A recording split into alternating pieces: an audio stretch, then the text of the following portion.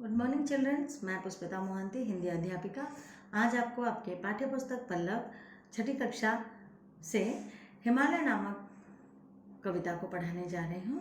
इस विषय को पढ़ाने से पहले आप सभी बच्चों से अनुरोध है कि आप अपने हिंदी पाठ्य पुस्तक को खोलकर सामने रखें और साथ ही एक पेंसिल भी हाथ में लें।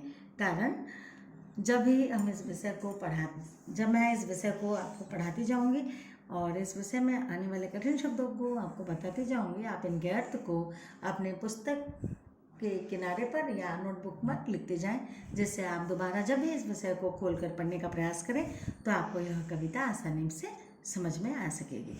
तो आइए बच्चों, इस विषय को हम शुरू करते हैं।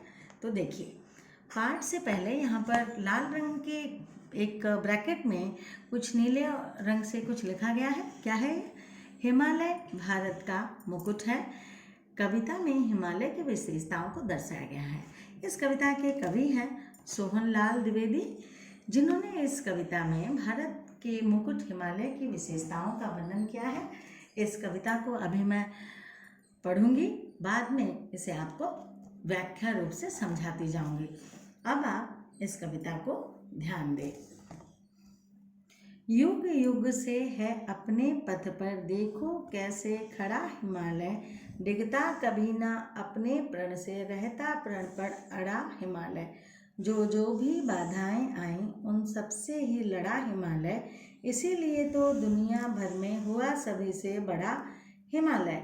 अगर ना करता काम कभी कुछ, रहता हरदम पड़ा हिमालय, तो भारत के शीश चमकता नहीं मुकुट सा जड़ा हिमालय।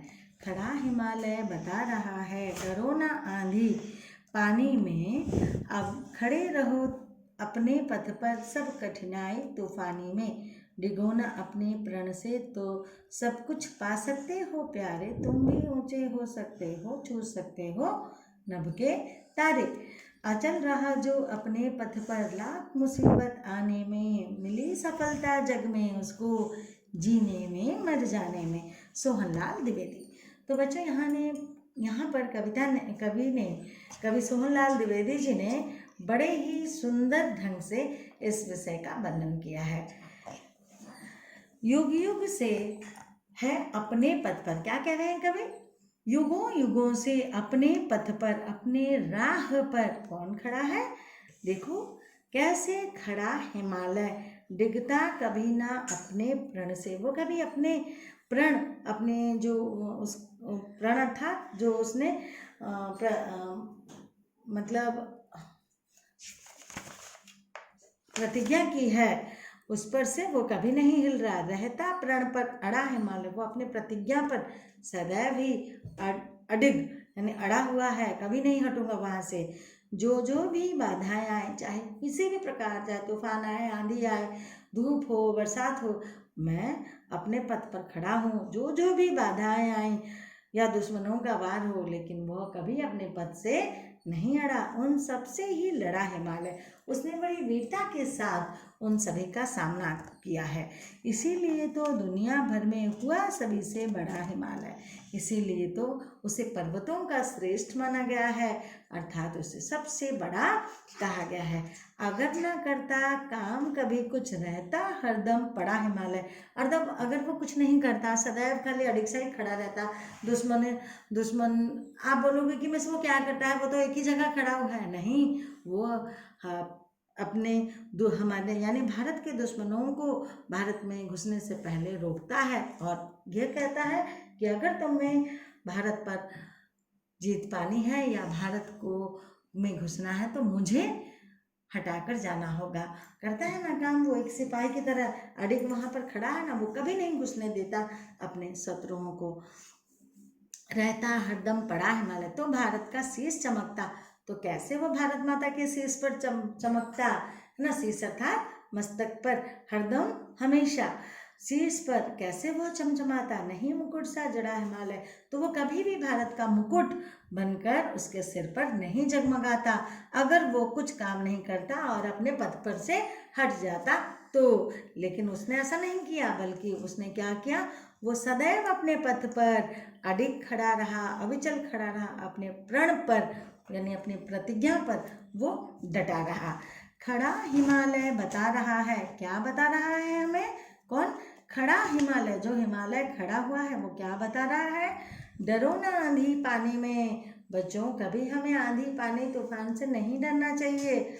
सब खड़े रहो अपने पथ पर। तुम सदैव अपने प्रतिज्ञा पर, राह पर वैसे ही अडिग खड़े रहो। सब कठिनाई तूफानी में, चाहे जितना भी कठिन परिस्थिति क्यों ना आए, आप हमेशा अपने उन कठिन परिस्थितियों का सामना करते रहें। डिगो ना अपने प्रण से तो तुम सब कुछ पा सकते हो प्यारे।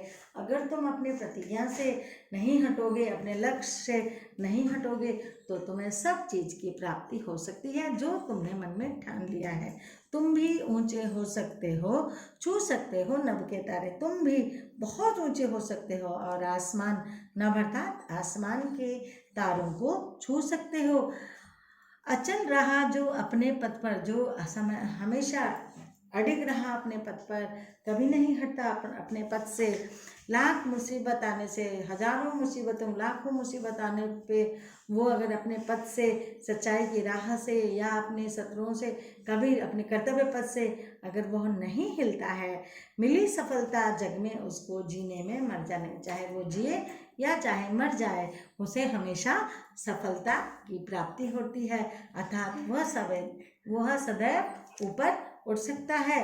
कवि सोहनलाल द्विवेदी। जीवन मूल्यों, मुसीबतों के बीच अडिग रहने वाला व्यक्ति ही महान बनता है। क्या कह रहे हैं देखिए यहाँ पे, कवि जीवन मूल्य के द्वारा हमें समझा रहे हैं, जो व्यक्ति मुसीबतों के बीच भी अडिग रहे वह सदैव ही महान बन जाते हैं।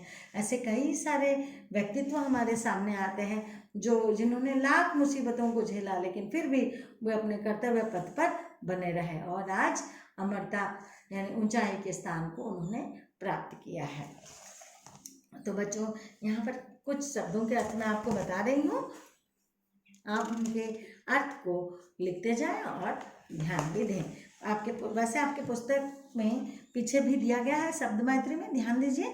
पथ, रास्ता, डिगना, हटना या हिलना, प्रण, प्रतिज्ञा, हरदम, हमेशा, शीश, सिर, नभ, आकाश, अचल, स्थिर, मुसीबत, संकट। एक दो और भी शब्द मैं आपको यहाँ बताते जाऊंगी आपके बुक में। मुकुट यानी जो सिर पर धारण करने वाला जो ताज, उसे हम मुकुट कहते हैं। हिमालय, पर्वतों का राजा, अब जानते हैं। हरदम, हमेशा इत्यादि। मुसीबतों, परेशानी। बच्चों, उम्मीद करती हूँ कि यह विषय आपको आसानी से समझ में आया होगा। इस विषय के प्रश्नोत्तर और अभ्यास को हमने लिंक के द्वारा आप तक पहुंचाने का प्रयास किया है और आपने उसे देखा भी होगा। अभी मुश्किल का दौर है, आप सब बहुत परेशान हो चुके हैं मालूम है, लेकिन आप सभी को इसमें धैर्य धरना होगा। घर में रहकर ही यह समय अपने परिवार के साथ रहना है, पढ़ाई करना है, खेलकूद करना है, आपके हर वो मन पसंदीदा चीज़ को करना है जिससे आप समय को व्यतीत कर सकें। घर पर रहें और अपने परिवारों के साथ खुश रहें। धन्यवाद।